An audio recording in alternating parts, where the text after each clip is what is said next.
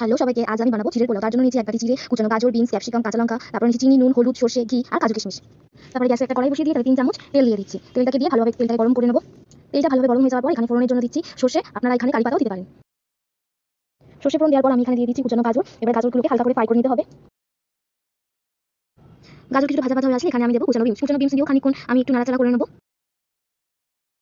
Beans আর গাজর কিছুটা ভাজার পর এখানে আমি দিয়ে দিলাম ক্যাপসিকাম কুচানো দিয়ে এবারে ভালো করে এগুলো ভাজা করে নিতে হবে।